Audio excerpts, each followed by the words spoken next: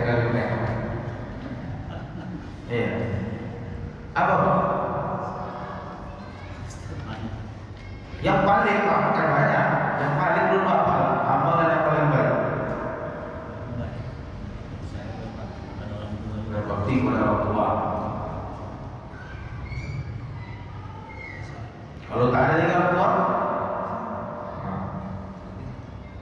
ini semua kita bisa.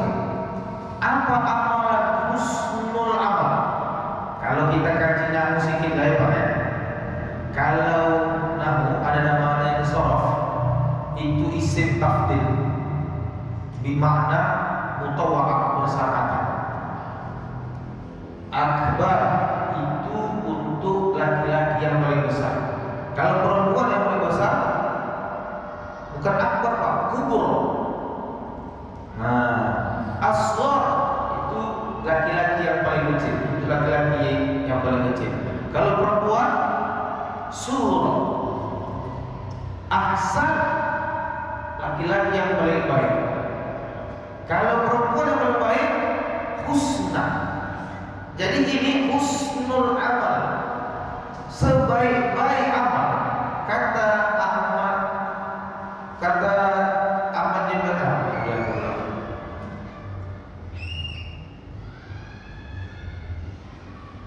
Ibnu Athaillah Sakandani, kata Ibnu Athaillah, fa'alaika bi husnil amal la bi kasratihi. Nih, garis bawahi ulang nanti Pak, betul-betul kita dudukkan. Amalan sebaik-baik amalan yang paling baik, buatlah begitu. Yaitu apa? Memastikan dirimu memperbaiki amalan. Amalan yang paling baik adalah memperbaiki ilmu yang ada, amalan yang ada.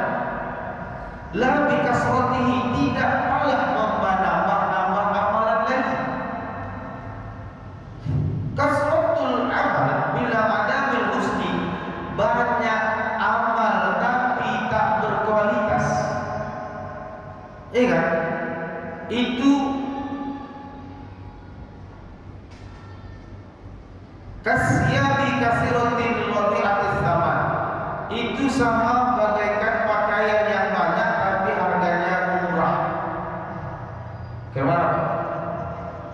Baju Bapak ada 200 bajunya, tapi harganya 10.003 yang 200 itu. 200 Bapak ini punya baju, harganya 10.003. Semangat kita pakai baju yang banyak, tapi bajunya Bapak, baju Bapaknya cuma 5 saja. Hari Senin, Selasa, Rabu, Kamis beda-beda, tapi harganya satu biji itu 500.000. Makanya juga enggak Bapak. Subhanallah.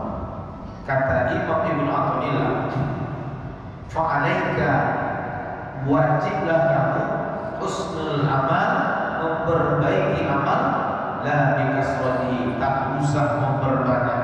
Banyak amal tapi tak berkualitas untuk amal.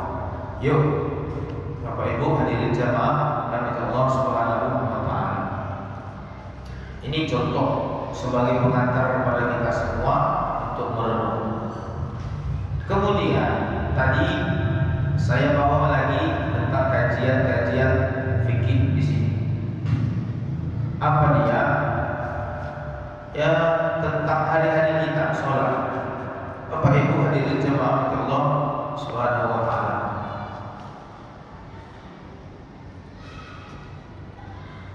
Ini contoh. Kalau kita sholat kan ada waktu.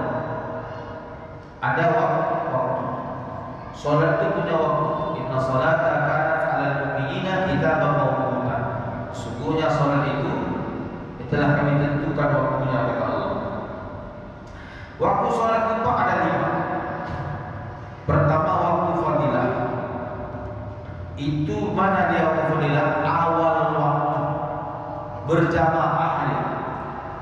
Dan yang kedua waktu ikhtiar atau waktu jawaz. mana dia? Setelah selesai waktu fadilah, itu namanya berlakulah waktu ikhtiar.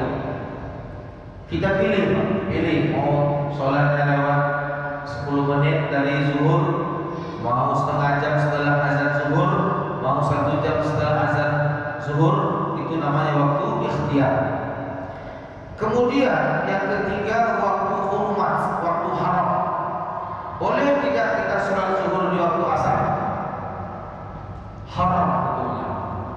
Sholat zuhur di waktu asar haram hukumnya. Yang keempat, waktu uzur. Bu, waktu uzur ini kapan? Mana dia? Melaksanakan sholat di dalam perjalanan. Zuhur di asar, di jamak dia, itu karena uzur, sah, boleh, boleh kan? Waktu maghrib di waktu isya, isya di waktu maghrib, itu namanya jamak, ya, mendahulukan atau mengakhirkan sholat, jamak takdim, jamak takhir. Itu yang keempat, waktu uzur. Yang kelima, waktu darurat. Waktu darurat itu, waktu darurat apa? Di ujung tanduk, ya kan, di ujung tanduk. Contoh, aduh mak, terbangun dia waktu asar, udah tinggal 2-3 menit lagi.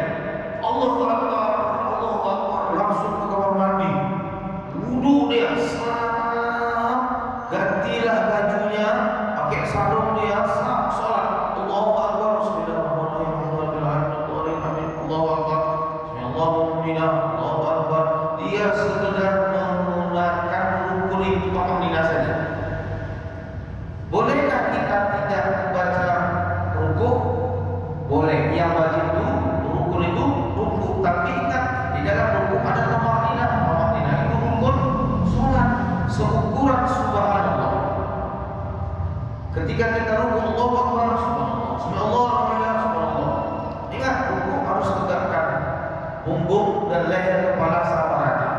Allahu Akbar, subhanallah, Allahu Akbar, Allahu Akbar, Allahu Akbar, bismillahirrahmanirrahim, Allahu Akbar, Allahu Akbar, Allahu Akbar, Allahu Akbar. Tahiyat awal tak ada. Kenapa?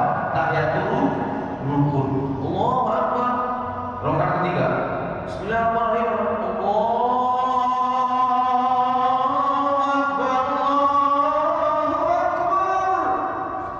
masuk waktu maghrib.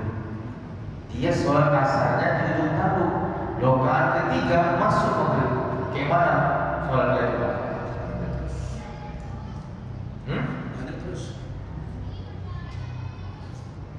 Itu orang lanjut terus sholatnya, tapi hukumnya haram. Berdosa dia sholat di waktu itu. Cuma dia sholatnya tunai, nggak qadha lagi. Yang 2 rakaat waktunya masih di dalam, ya. Yang 2 rakaat lagi itu sholatnya sah tapi haram, tapi tunai. Paham? Tak paham? Sama macam perempuan. Ini perempuan itu puasa tanpa izin suami, puasa qadha, puasa ganti, tak izin sama suami. Puasa ganti itu minta izin sama suami, Pak. Ustaz, aku minta izin sama suami, tetanggaku, saudaraku janda, ya. Suami awak kaya. Jadi kalau ibu itu ada suami, tak minta izin dia sama suaminya nak puasa, maka puasa ibu itu haram, tapi sah. Qadha dia maka apalah diganti lagi. Contohnya suami dia merantau, jualan, tahu-tahu buat itu kan manis. Lalu suaminya sudah pakai kuning 3 biji telur, pakai mana? Semangat mau pulang. Assalamualaikum,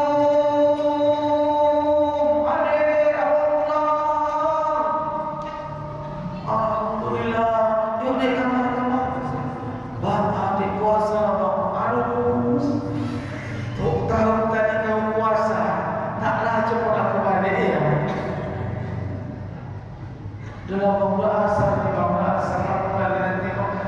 biar bangun. Sedangkan dia punya suami tak minta izin, itu kalau ditahan sama suami ya sabar ya udahlah, sabarlah tanggung juga kan, itu haram untuk puasa si perempuan itu. Tapi kalau dia mulai rumah tak boleh ganti lagi. Jadi orang yang sholat itu waktunya kalau di luar waktu itu hukumnya haram. Tapi sholatnya tak pernah dibolong lagi, itulah dia sahnya. Sholat punya waktu, sholat di luar waktu haram. Makanya orang yang mengqadha sholat ketika dia meninggalkan zaman dahulu tanpa uzur lalu dibayar sekarang, itu hukumnya hanya sekedar menghapus kewajiban, tapi dia berdosa karena meninggalkan tanpa uzur, melunturkan kewajiban, tapi dia sebenarnya memiliki dosa. Makanya mohon maaf, minta kepada Allah keampunan sebanyak-banyaknya. Ini hukum. Kalau kaji hukum sholat, ya seperti itu. Makanya kata Imam Syafi'i, apa dia kata beliau, bagi seseorang